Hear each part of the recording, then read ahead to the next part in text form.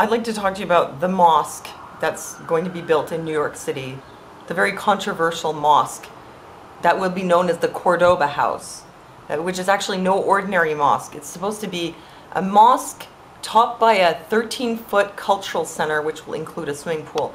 And the weirdest part, the opening date is supposed to be September 11th, 2011. Yeah, when I heard about this, I was like, this is obviously a case of the New World Order getting in our face. You're gonna not only build a mosque, build it at ground zero and open it on the 10-year anniversary of 9/11? You think we're stupid or what? And the media has been making the controversy center around whether they should have the religious freedom to build their mosque at this place, even though it's a little bit like building a Japanese cultural center at Pearl Harbor, as some people have pointed out. But to me, that's not the real issue here. Citizens, New York citizens opposing the project tried to get it turned down by having the site declared as a landmark, but this was turned down by a New York City panel. Then the American Center for Law and Justice tried to file a lawsuit against the New York Landmarks Preservation Commission for refusing to turn it into a landmark. And the New York governor, David Patterson, even offered the people wanting to build this mosque state property for their project if they would just move it someplace other than ground zero. But this offer was turned down. So they're obviously bent on having it at ground zero for some particular reason. Despite protests from citizens and local government, the project is to go ahead. So it seems to me that the Cordoba Institute must have some friends in high places. And Congressman Peter King called for an investigation into the funding of the project, maybe to find out who these friends are.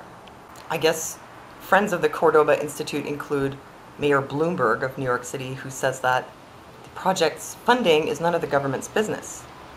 Well, I would say that surely it is the government's business if they're in part funding the project themselves. Well, maybe just indirectly.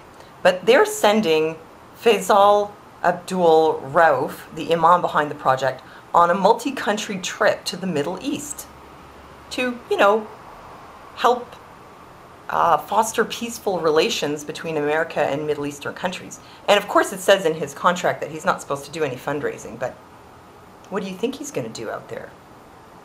The New York Post article that mentions the trip where he's not supposed to be fundraising, they also say he will also collect money from Muslim and Arab nations around the world, raising the possibility his goodwill mission could help him build contracts in oil-rich states.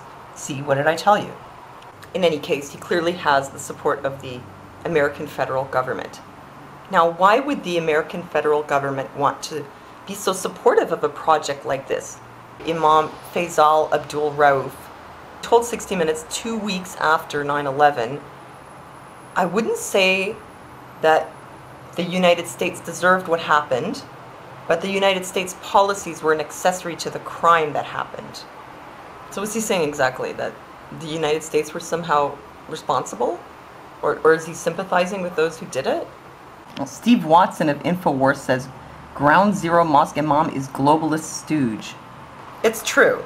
If you go to the Council on Foreign Relations website, you'll see his name is listed on the Religious Advisory Committee. And if you go to the ASMA Society website, you'll see that Imam Faisal Abdul Rauf is founder of ASMA and chairman of the Cordoba Initiative. So who else are ASMA's sponsors?